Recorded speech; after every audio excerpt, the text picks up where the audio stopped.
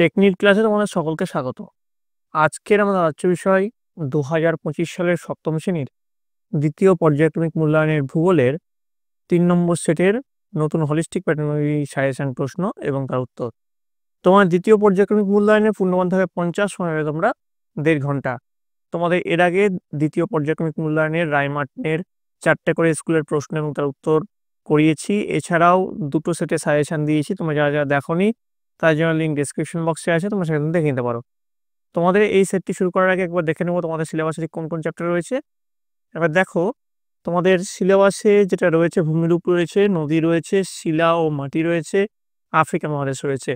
এখান থেকে যেভাবে তোমাদের নাম্বার বিভাজন হবে একবার দেখে নাও, এইভাবে তোমাদের 50 নম্বরের নাম্বার বিভাজন হবে। যেহেতু নাম্বার বিভাজনটা এর আগের ভিডিওতে তোমাদেরকে আমি বলেছি, তার জন্য এই ভিডিওতে বলে আর ভিডিওটাকে লম্বা করলাম না।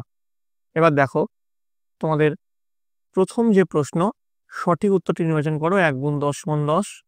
প্রথম প্রশ্ন, হিমালয় একটি ভঙ্গিল পর্বত, স্তূপ পর্বত, আগ্নেয় পর্বত নাকি ক্ষয়জাত পর্বত?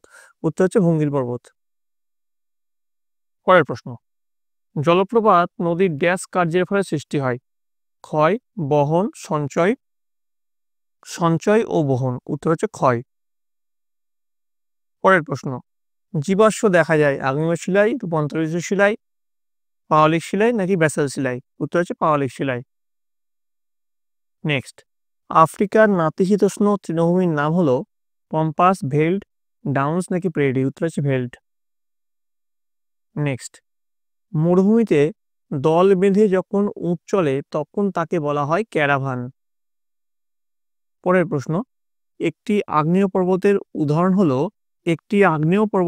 হলো মাউন্ট ফুজিয়ামা। পরের প্রশ্ন, নিম্ন গতিতে নদীর প্রধান কাজ হলো, দেখো এর মধ্যে যেটা সঠিক উত্তর সেটা হচ্ছে সঞ্চয় কার্য। শুকনো নদীখাতকে বলে, দেখো অপশন আছে, দেখো ওয়াদি, আর, ঘামাদা, রেগ। সঠিক উত্তর হচ্ছে ওয়াদি। পরের প্রশ্ন, পৃথিবীর দীর্ঘতম নদীর নাম হচ্ছে নীল নদ। পর্বত সাধারণত, দেখো এর মধ্যে সঠিক যে উত্তর সেটা হবে 900 মিটারের বেশি উঁচু হয়। এবার দেখো দুইয়ের দাগের প্রশ্ন, নিচের প্রশ্নগুলি নির্দেশ মতো উত্তর দাও। 1 গুণ 10 সমান 10। এবার দেখো, প্রথমে যেটা আছে, জাপানের ফুজিয়ামা কি জাতীয় পর্বত? উত্তর হচ্ছে আগ্নেয় পর্বত। পরের প্রশ্ন, মানচিত্রে নিত্যবহ নদীগুলিকে কোন রঙের সাহায্যে দেখানো হয়? উত্তর হচ্ছে নীল রঙের সাহায্যে দেখানো হয়।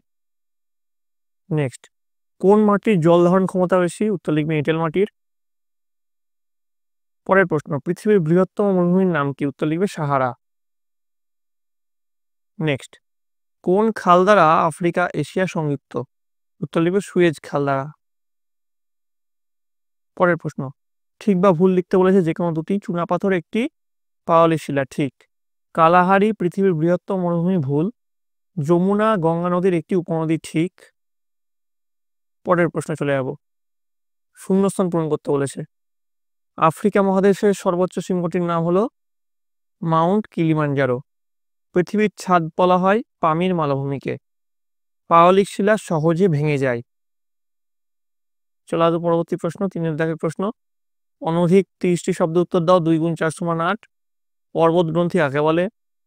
পরের প্রশ্ন, অন্তর্বাহিনী নদী কাকে বলে? ভারতের একটি অন্তর্বাহিনী নদীর নাম লেখো।